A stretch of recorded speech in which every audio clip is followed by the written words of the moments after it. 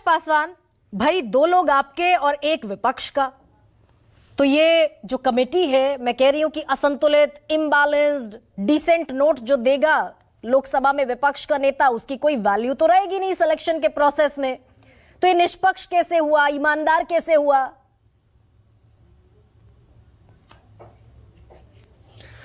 गरिमा जी, मेरे हाथ में भारत का संविधान है और इस देश में संविधान सर्वोपरि है, संविधान सर्वोच्च है।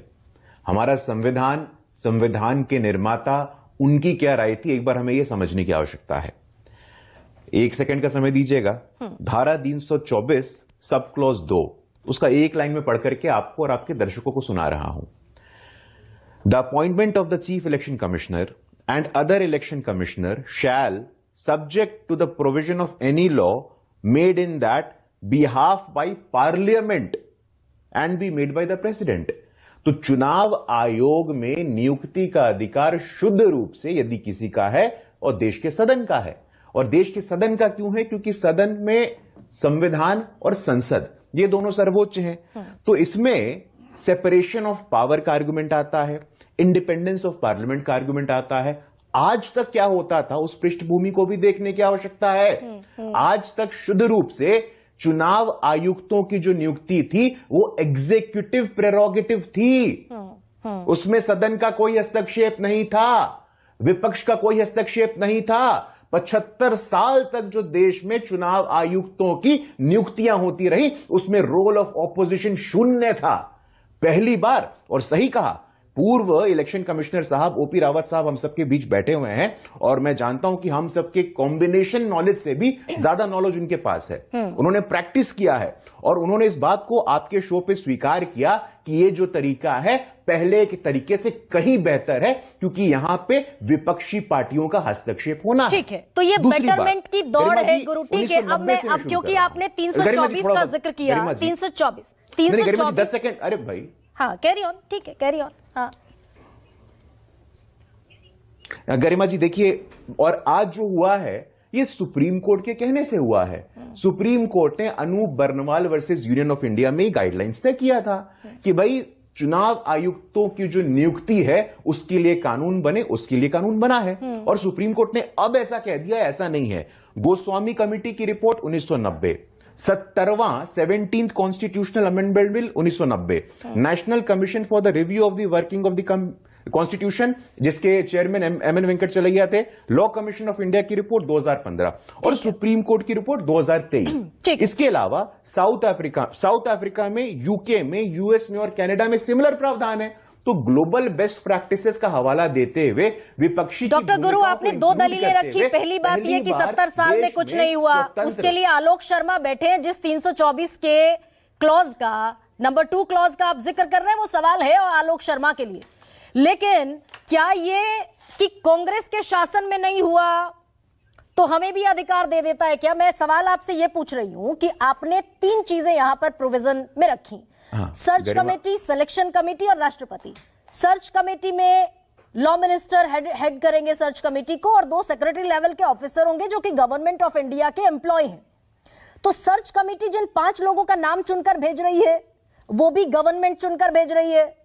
सिलेक्शन कमेटी में जो 3 लोग हैं उसमें भी मेजॉरिटी जो है वो सरकार की है।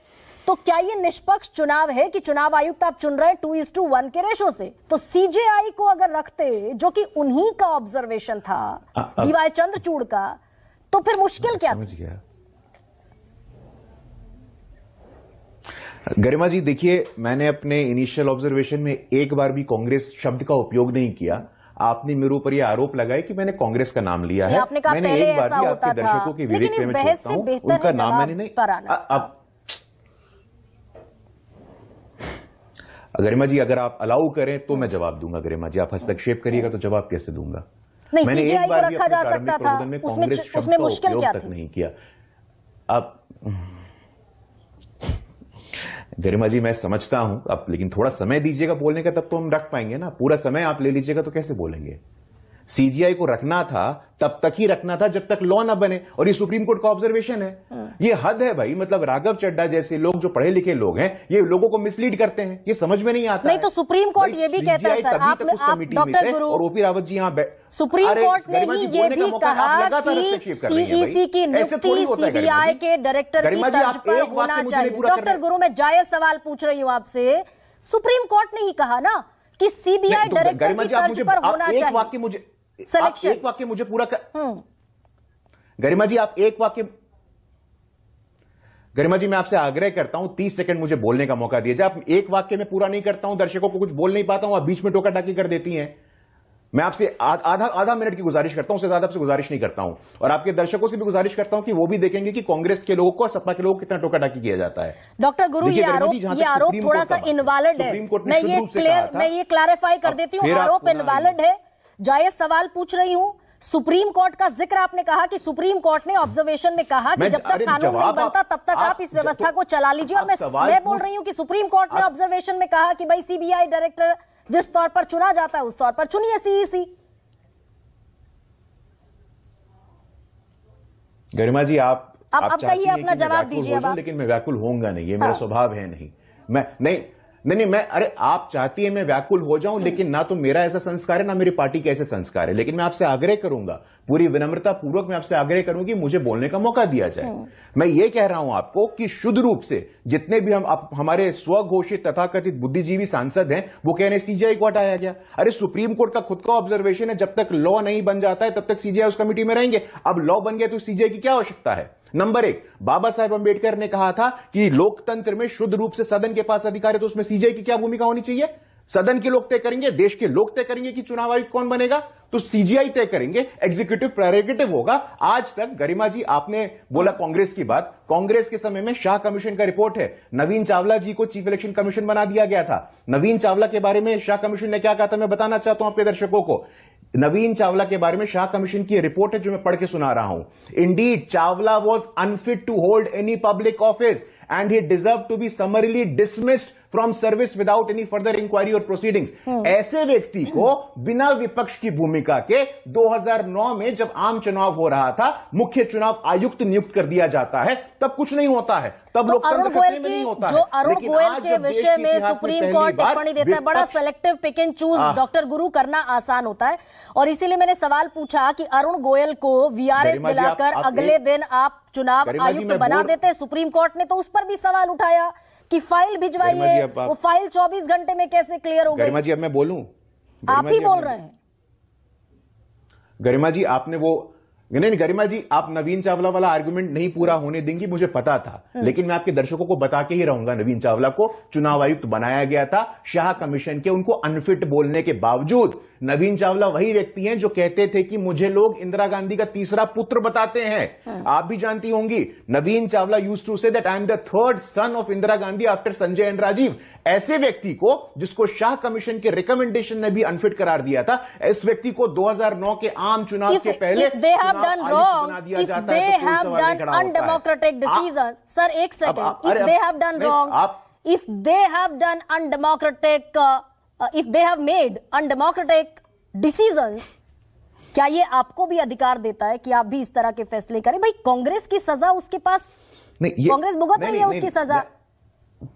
तो अरुण गोयल के विषय में जो सुप्रीम कोर्ट ने कहा उस पर क्या जवाब है फिर आपका? आप वीआरएस दिलाते हैं किसी अधिकारी को और अगले दिन चुनाव आयुक्त भर्ती करा लेते हैं।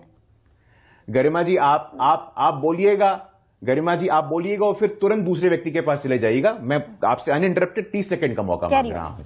नवीन चावला का केस लोगों को बताना आवश्यक था, हमने बता दिया।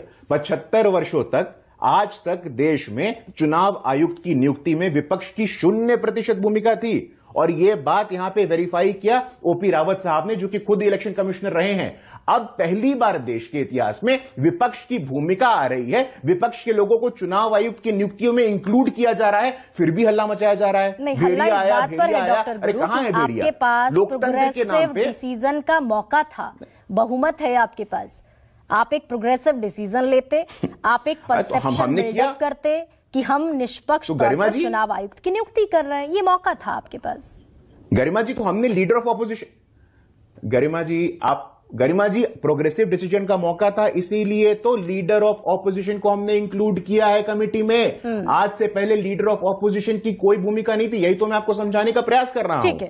आज से पहले जब जब भी इलेक्शन कमिश्नर्स के अपॉइंटमेंट होते थे, उसमें विपक्ष की भूमिका नहीं थी। अब विपक्ष की भूमिका आई है, उसके बावजूद भेड़िया दसान मचाया जा रहा है, हल्ला किया जा रहा है, भेड़िया आया, भेड़िया आया।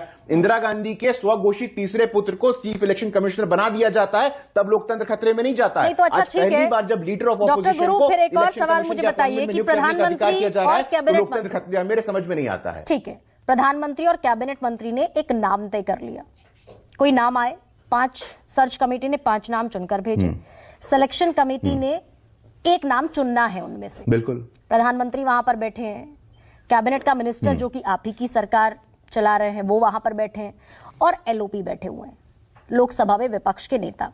प्रधानमंत्री ने कहा भाई हम इस एक नाम पर मोहर लगाते हैं, कैबिनेट मिनिस्टर ऑब्वियसली उसी नाम पर मोहर लगाएंगे। तो ये जो एलओपी का विपक्ष के नेता को शामिल करने की हुंकार भर रहे हैं आप, उसका वैलिडिटी, उसका वैल्यू, उसका अस्तित्व, उसका एग्जिस्टेंस क्या रह गया कमेटी में?